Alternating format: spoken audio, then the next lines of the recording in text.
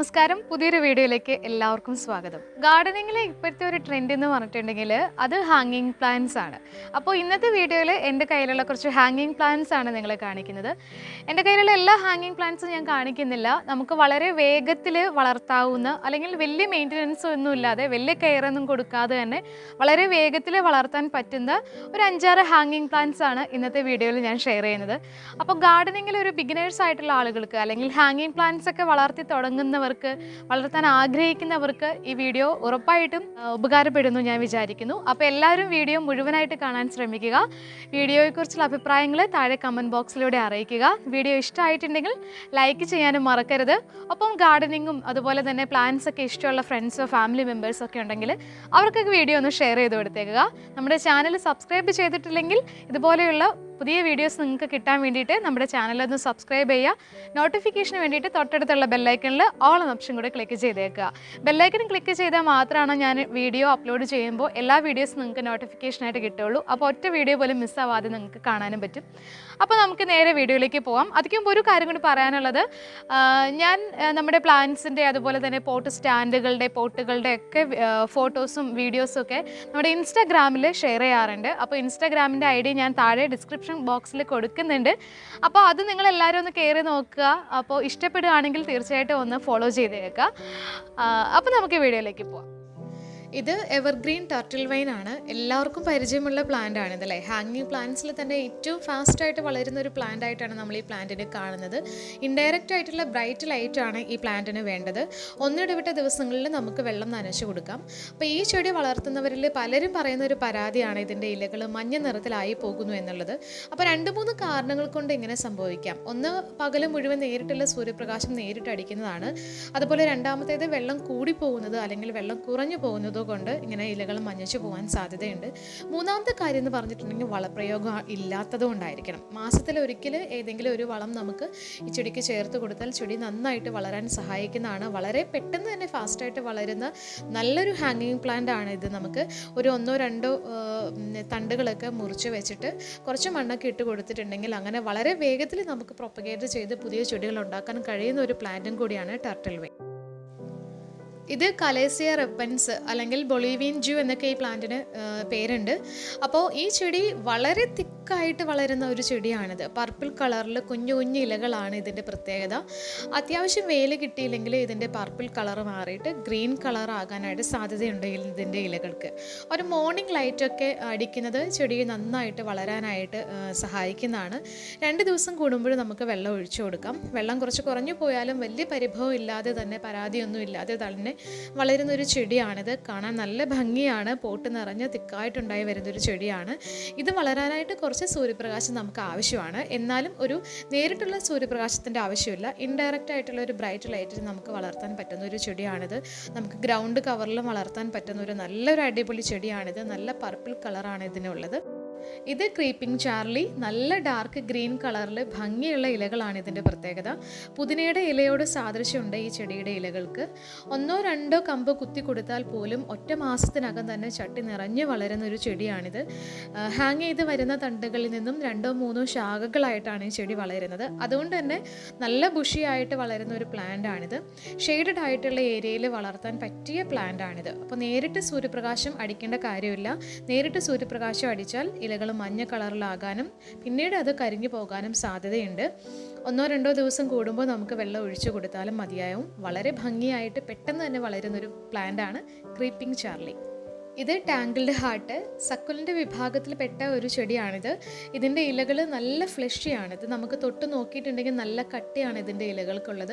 ഇതിൻ്റെ ഇലകളിലും തണ്ടുകളിലും ഒക്കെ വെള്ളം ശേഖരിച്ച് വെക്കുന്ന ഒരു സ്വഭാവമാണ് ഈ ചെടിക്കുള്ളത്. അപ്പോൾ അതുകൊണ്ട് തന്നെ നമുക്ക് അധികം വെള്ളം ആവശ്യമില്ലാത്തൊരു ചെടിയും കൂടിയാണിത്. നമുക്ക് 2-3 ദിവസം കൂടുമ്പോൾ ഈ ചെടിക്ക് വെള്ളം ഒഴിച്ചു കൊടുത്താൽ മതിയാകും. അപ്പോൾ ഇതിൻ്റെ നല്ല ഗ്രീൻ കളറിലാണ് ഇതിൻ്റെ ഇലകൾ വരുന്നത്. പക്ഷേ വെള്ളം ആവശ്യമുള്ള സമയത്ത് ഇതിൻ്റെ ഈ ഗ്രീൻ കളർ മാറിയിട്ട് ഇലകൾ ചാര നിറത്തിലേക്ക് മാറുന്നതായിട്ട് കാണാൻ പറ്റും. ആ സമയത്ത് നമ്മൾ വെള്ളം ഒഴിച്ചു കൊടുക്കണം. അപ്പോൾ വെള്ളം ഒഴിച്ച് അരമണിക്കൂറിനകം തന്നെ പഴയ കളറിലേക്ക് ഇലകൾ തിരിച്ചു വരുന്നതായിട്ടും ചെടി നല്ല ഉഷാറായിട്ട് നിൽക്കുന്നതായിട്ട് നമുക്ക് ഫീൽ ചെയ്യും. അപ്പോൾ വളരെ ഫാസ്റ്റായിട്ട് വളരുന്ന ഒരു ഹാങ്ങിങ് പ്ലാന്റ് ആണിത്. വളരെ ഭംഗിയാണ് കാണാനുമായിട്ട്. നല്ലൊരു ട്രെൻഡിങ് ആയിട്ടുള്ളൊരു ഹാങ്ങിങ് പ്ലാന്റ് ആണിത് ടാങ്കിൾഡ് ഹാർട്ട്. ഇത് വാണ്ടറിംഗ് ജ്യൂ, പല നിറത്തിൽ ഒരുപാട് വെറൈറ്റീസ് ഉള്ള ഒരു പ്ലാന്റ് ആണിത്. വാണ്ടറിങ് ജൂവിൻ്റെ വെറൈറ്റീസിൽ ഏറ്റവും വേഗത്തിൽ വളരുന്ന ഒരു വെറൈറ്റിയാണിത്. അപ്പോൾ ഇതിൻ്റെ ഇലകൾ മുകൾ ഭാഗത്ത് സിൽവറും പർപ്പിളും ചേർന്ന് വരുന്ന ഒരു ഡിസൈനാണുള്ളത്. അടിഭാഗത്ത് നല്ല പർപ്പിൾ കളറാണ്. അപ്പോൾ ഗ്രൗണ്ട് കവറായിട്ടൊക്കെ വളർത്താൻ പറ്റുന്ന ഒരു പ്ലാന്റ് ആണിത്. തണ്ടുകൾ മുറിച്ചെടുത്ത് പുതിയ ചെടികൾ ഉണ്ടാക്കാൻ പറ്റും. മണ്ണിൽ എന്നതുപോലെ തന്നെ വെള്ളത്തിൽ വളർത്താവുന്ന ഒരു ചെടിയും കൂടിയാണിത്. ഇൻഡയറക്റ്റ് ബ്രൈറ്റ് ലൈറ്റ് ആണ് ഈ ചെടിക്ക് അനുയോജ്യം. ഇത് ഫ്ലെയിം വയലറ്റ് അല്ലെങ്കിൽ എപ്പീഷ്യ എന്നൊക്കെ പറയുന്ന ഒരു പ്ലാന്റ് ആണിത്. ഹാങ്ങിങ് പ്ലാന്റിൽ തന്നെ ഒരു ഫ്ലവറിങ് പ്ലാന്റ് ആണിത്. ഒരുപാട് വെറൈറ്റീസ് ഉള്ള ഒരു പ്ലാന്റും കൂടിയാണിത് കേട്ടോ. പല നിറത്തിലുള്ള ഇലകളോട് കൂടിയതും പല നിറത്തിലുള്ള പൂക്കളോട് കൂടിയതുമായിട്ടുള്ള ഒരുപാട് വെറൈറ്റീസ് ഈ പ്ലാന്റിനുണ്ട്. അപ്പോൾ എൻ്റെ കയ്യിൽ ഇതിൻ്റെ ഒരു 3 വെറൈറ്റി മാത്രമേ ഉള്ളൂ. ഹാങ് ചെയ്ത് വരുന്ന തണ്ടുകളിൽ നിന്നും തൈകൾ മുറിച്ചെടുത്തിട്ട് പുതിയ ചെടികൾ ഉണ്ടാക്കിയെടുക്കാൻ പറ്റുന്ന ഒരു ചെടിയും കൂടിയാണിത്. നേരിട്ടുള്ള സൂര്യപ്രകാശം ഒരുപാട് കൊണ്ടിട്ടുണ്ടെങ്കിൽ ഇലകൾ കരിഞ്ഞു പോകാൻ ചാൻസ് ഉണ്ട്. അധികം വെള്ളവും ഈ ചെടിക്ക് ആവശ്യമില്ല. വളരെ ഭംഗിയായിട്ട് തന്നെ വളരെ പെട്ടെന്ന് തന്നെ വളരുന്ന നിറയെ പൂക്കൾ തരുന്ന നല്ല ഭംഗിയുള്ളൊരു പ്ലാന്റ് ആണിത് എപ്പീഷ്യ അല്ലെങ്കിൽ ഫ്ലെയിം വയലറ്റ്. ഇത് പില്ലിയോണിയ റിപ്പൻസ് എന്നൊരു പ്ലാന്റ് ആണ്. വളരെ ഫാസ്റ്റായിട്ട് വളരുന്ന ഒരു പ്ലാന്റ് ആണിത്. വാട്ടർമെലൺ ബിഗോണിയ എന്നൊരു പേരും കൂടെ ഈ പ്ലാന്റിനുണ്ട്. ഇതിൻ്റെ ഇലകളുടെ ആ ഡിസൈൻ കാണുമ്പോൾ ഒരു വാട്ടർമെലൻ്റെ ലുക്കൊക്കെ നമുക്ക് തോന്നാറുണ്ട്. അതുകൊണ്ടായിരിക്കണം അതിന് അങ്ങനെ ഒരു പേരും കൂടെ വന്നത്. നല്ല ഭംഗിയാണ് ഇത് കാണാനായിട്ട്. ഇതിങ്ങനെ എന്താ പറയുക, ഒരുമാതിരി വിജൃംഭിച്ച രീതിയിലാണ് ഈ ചട്ടിയിൽ ഈ ചെടി നിൽക്കുന്നത്. പക്ഷെ നല്ല ഭംഗിയായിട്ട് വേഗത്തിൽ വളരുന്നൊരു ചെടിയാണിത്.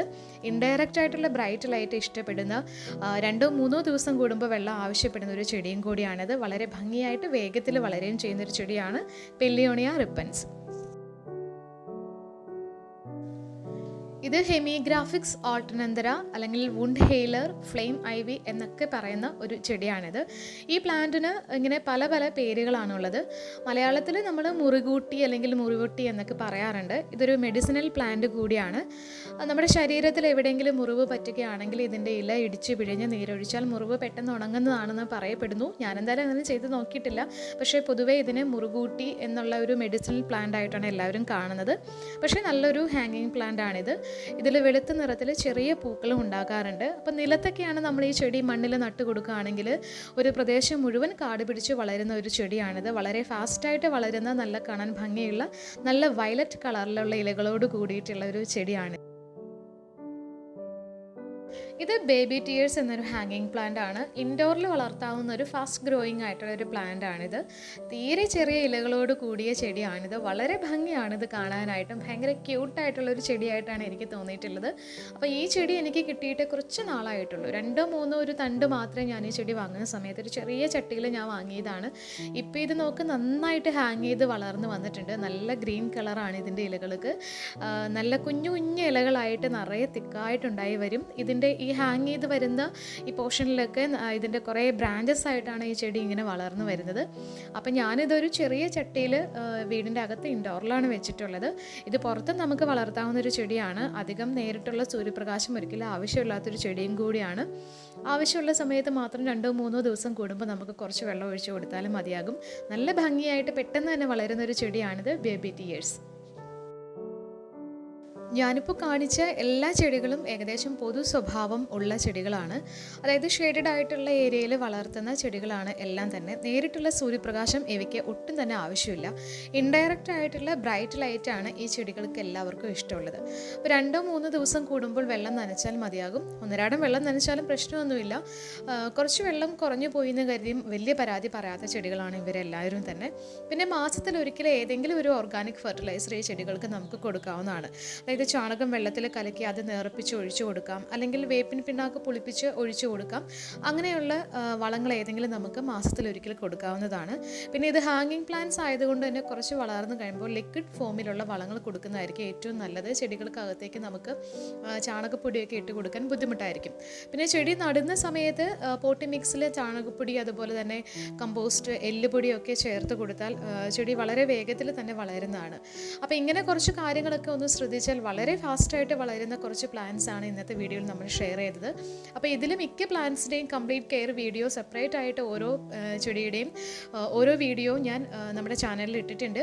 അപ്പോൾ അത് കണ്ടിട്ടുണ്ടെങ്കിൽ ഓരോ പ്ലാന്റ്സിനെ കുറിച്ചും ഡീറ്റെയിൽ ആയിട്ട് കുറച്ചുകൂടി നിങ്ങൾക്ക് മനസ്സിലാവുന്നതാണ്. എല്ലാ വീഡിയോയുടെയും ലിങ്ക് ഞാൻ താഴെ ഡിസ്ക്രിപ്ഷനിൽ കൊടുക്കുന്നുണ്ട്. അപ്പോൾ അത് നിങ്ങൾക്ക് കാണാൻ താല്പര്യം ഉണ്ടെങ്കിൽ പോയി കണ്ടു നോക്കിയേക്കുക. അപ്പോൾ എല്ലാ ചെടികളെക്കുറിച്ചും നിങ്ങൾക്ക് കൂടുതലായിട്ട് ഡീറ്റെയിൽ ആയിട്ട് നിങ്ങൾക്ക് മനസ്സിലാക്കാവുന്നതാണ്.